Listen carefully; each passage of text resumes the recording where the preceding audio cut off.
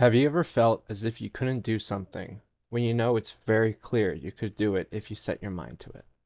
Something as simple as having a positive mindset or doing a mundane task that you used to previously be able to do and yet you couldn't now.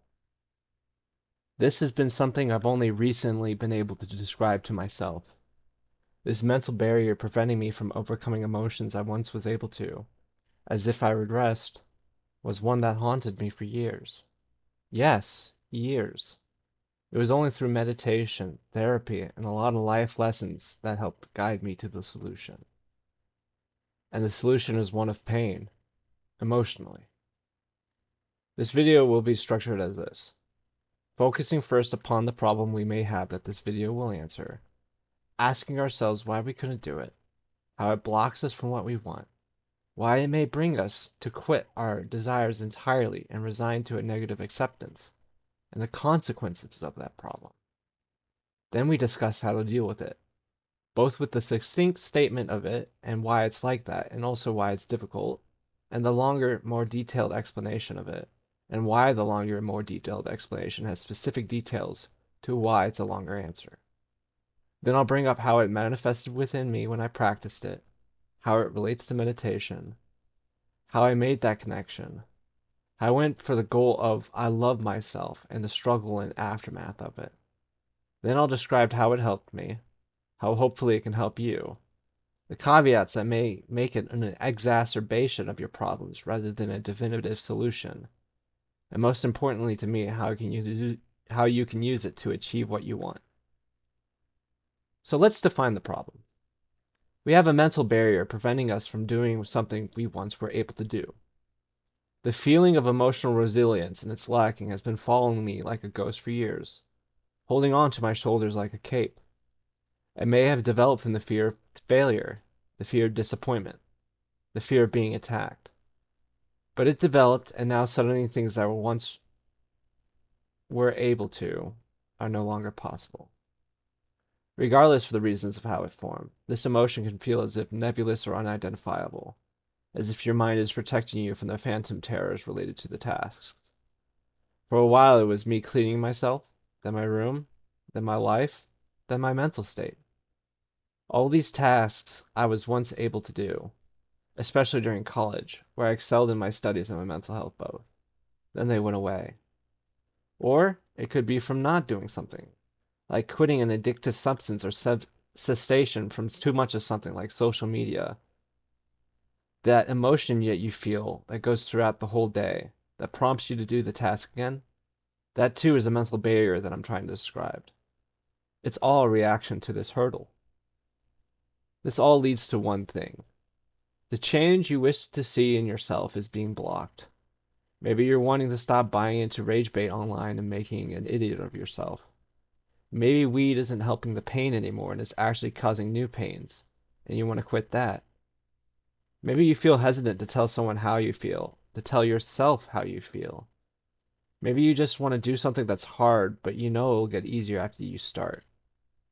Whatever it is, it stops you from enacting what you want in this life. The worst that could come from these emotional barriers is accepting that these barriers are permanent, insurmountable, and entrapping. Have you ever seen someone saying, don't waste your life before it's over, and yet they're young itself, like 30? They're lucky they're only 40% of the way through life, and that's just only a bit after the first act of a book, if we were to compare. As long as you have a healthy and able enough body and breath in your lungs, you can take as long as you want without quitting entirely. For many, they feel like their life is stuck and is over. Sure, they gave great and motivating advice to others, but to me, that's accepting these barriers as a trap rather than a speed bump. The feeling of wanting to quit due to it has led many people with grandiose dreams a lack of faith to execute them. If you've ever heard the phrase, shoot for the moon, even if you miss along, you'll land among the stars. This applies to everyone. Yes, even yourself, or someone that you think is not worthy of it. Even if statistically you may not reach the totality of your dreams, or even a large portion of them. Believing these emotional hurdles as insurmountable will prevent you from achieving nearly as much as you might be able to. So, if what I'm saying is potentially just all within your mind, then how would we get over it and do the thing we need to do? The short answer is frustratingly brief. Sit through it. Let the fears and pain pass through you as if you're watching a school of fish swimming down a river, and let it eventually go. Once you're able to do that, you'll be able to tell when these emotions are coming on and be able to brace and observe it again, this time with less pain. Of all the advice I could find online, through positive self-talk to abundance meditation to self-help for practical answers to problems, they first assume that these pains are not there, that you've already overcame them. But for those looking for information on this, we assume they are not overcome yet, and that you have no idea how to handle this. It's the most succinct answer because for many people they do this automatically, as if without thought, except for those barriers that are much more noticeable and difficult to overcome. For others, like me, it has to be a conscious thing. I never really learned how to observe myself until recently. So what makes that so difficult? If you haven't ever done this action, or haven't done it in a while, you might have become rusty or be so green to it that it hurts and is confusing to even do. Let alone it doesn't tell you how to actually sit through it. And since it's a process, you need to practice it until you gain the objective strength to do it, and the objective knowledge to know what you're feeling and what you should aim for the result of letting it pass through you. This mental barrier may also have mental barriers of its own that you have to conquer as well. So what's the longer answer to this? The longer answer is sit through your emotions by both withstanding the pain without judgment and letting it rise through you, feeling those unearned fears of pain until you can comprehend it's all in your mind and body only and can be survived, and allow the emotion to leave on its own. Obviously, that's a mouthful. This is how I handle these emotions for this practice. Let the emotion play out in totality and let the agony speak its mind, and feel it within you, the pain and thoughts that flow through, but don't judge it. Imagine if you were telling someone how you felt and they told you you're wrong, that's bad for you to complain about. Why say that to yourself then? Let your emotion speak its mind, say what it needs to say, and acknowledge how it feels to hear those pains. Then once you process that, the next time the pain arises, you know where to look, what to do, and how it was survivable before. So why do we accept all those thoughts, no matter how true they sound, without judgment? What if you're saying it to yourself you're not good enough, and your mind comes up with the receipts to prove it? Like, what if you're a YouTuber and your last video bombed, for example? You'd have those pains to sit through when you feel about making the next one, and they may be very convincing. But our goal is to get over these burdens to do what we need or want to do for ourselves, not necessarily react and not feel emotion. This applies for everything from taking a shower to giving a speech in front of people. The process is the same to do this, and that's through listening to the pain without judgment before continuing to do what you need to do. So what does it feel like? If I'm to be honest, it's the same feeling as putting an extended focus on something, at least for me. An exhausting effort that needs practice. Like lifting weights is exhausting like a physical effort, but it's something you can conquer at any time given your ability to handle it in the first place. It's something that you can hone as a skill, objective strength, that which depends on the person, also a subjective strength, and also subjective knowledge of where you are in that moment, and an objective knowledge of what you're looking for after it's done. To me, it's akin to meditation. From as simple as sitting still and letting your thoughts flow by to the extended effort of breathing exercises within meditation and the body scanning that a lot of guided meditation teaches about.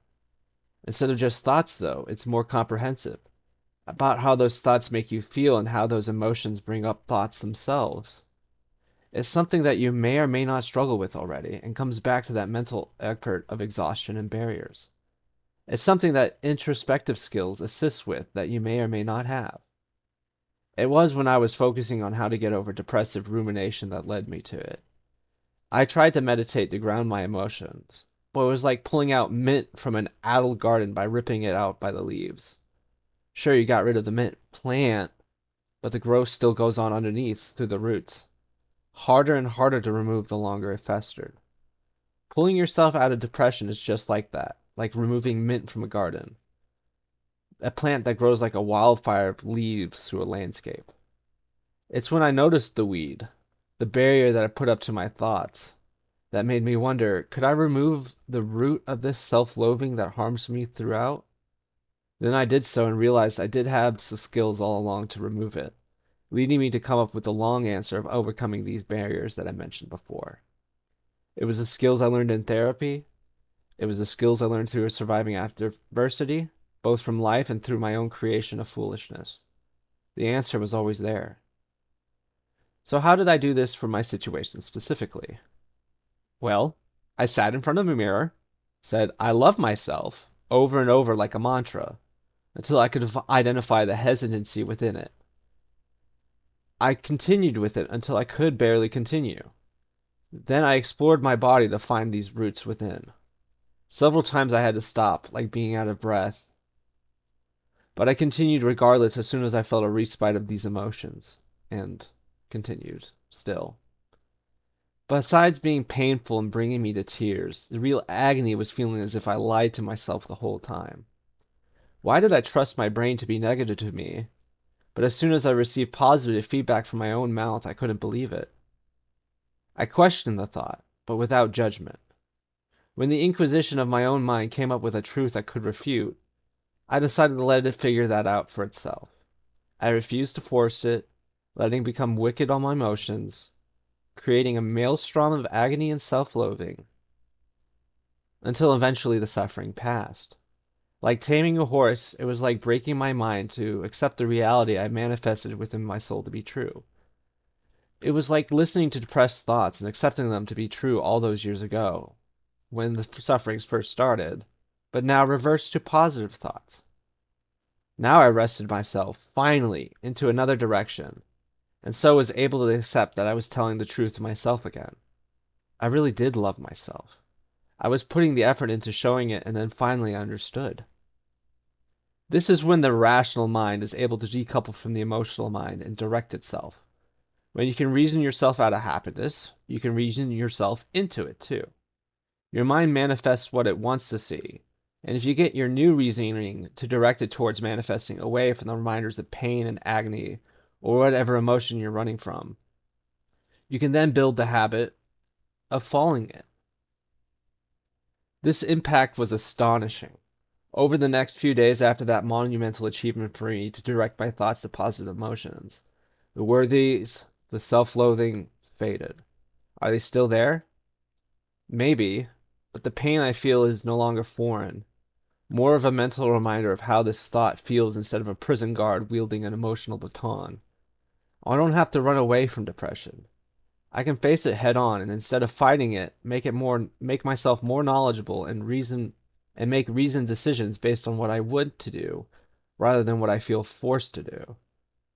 This ability slowly turned to other aspects of my life, like reading and writing again, which thankfully my meds that I was given were helping me do as well. It no longer felt accomplishment to brush my teeth and floss, but instead as a gift to myself to do it, because I knew I was worth doing good things for myself. It helped me get out of smoking for a bit, though I must admit at times I wasn't able to catch the emotional ride that the body gives you to convince yourself to satisfy those addictions and withdrawals. So it's clear I still have to practice. But clearly I have a point where I can see the process beginning, and I can sit with long enough to fight it. I can identify that now, even. Imagine what else. I hope the lesson here is clear. Through one of a practiced effort, it's still a strength one can accumulate. And with the proper knowledge of where you want it to take you, you can vastly free your life to skills you wish you had or to have once more. By judging your emotions, you enable the thoughts to have sway. By judging your thoughts, you enable the emotions to have sway. By letting both of them flow through you, you let the rational mind have sway. You can bring these emotions to fruition and strengthen your resolve to writing, reading, self-care, following your dreams, becoming the person you want to be. A word of warning, though. The rational mind is still a part of you. You may be able to build the strength within to better control yourself, but your mind itself is not the perfect guide. Think of all the horrid people out there who do horrid things to other people, and yet do the same thing to justify their behaviors, where they sit through the negative emotions and let it pass through them and let their rational mind choose the negative outcome.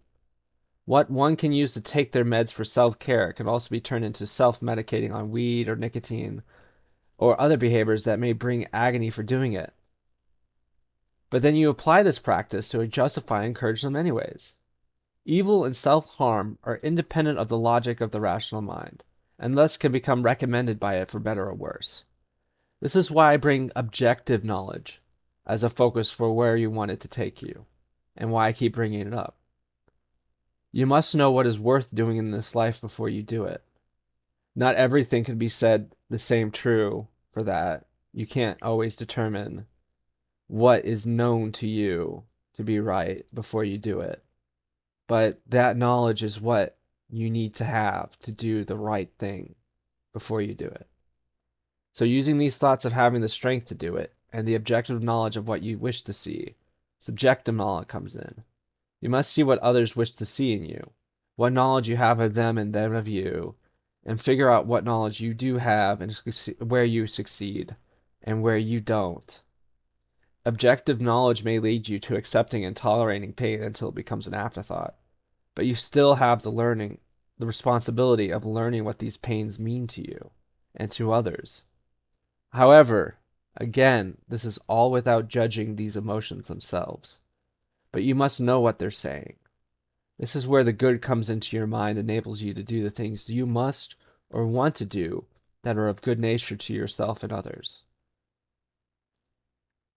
So if you see the world the way I do, I would recommend this. Prepare for this practice through following a YouTube tutorial on meditation, guided meditation on another app, whatever have you. Practice meditating. Practice the skill of body scanning, focusing on the breath, and letting emotions and thoughts pass without judgment. Then if you struggle with that negative stream of thoughts, prepare to enter a meditative set of thought by focusing on the space between your eyes and then in your ears, between your ears. A technique that I employed myself to let my mind rest on a non-reactive state. Then look in a mirror and tell yourself what you want to do. I love myself. Or I can do this task. Or I can get through this. Or I don't need or want this advice. Or whatever you want to embody within yourself that you may have trouble following through with. Keep repeating it until the emotions become strongly visible, or at least comprehensible to yourself, and then sit with them, letting yourself feel them, experience them, until the emotion and the likewise thoughts go away. Then repeat the mantra you set for yourself once more, until the thoughts explain themselves why they are there, without judging them as positive or negative or evil or good. Then when the emotion and the thoughts become tolerable, when you feel satisfied by the point where they fade away, you can assert yourself the thought and feel in agreement. Then go back to the drawing board of your task that you may struggle with and see if that emotion is still there when you go through it. For me, that was loving myself. And you have to know what it is for you. So let's discuss. Can you say, I love myself? It took me forever to figure out how to say it and mean it. I hope the layout I brought with this video helps you find those answers too, if you need to learn them, and how it can help you develop the grit you need to survive in this cruel world. Do what you must, and get to a place where you can get what you deserve from this life. The strength will always come from within you, and all you have to do is cultivate it. I believe in you. Jaeger Dominus, signing off.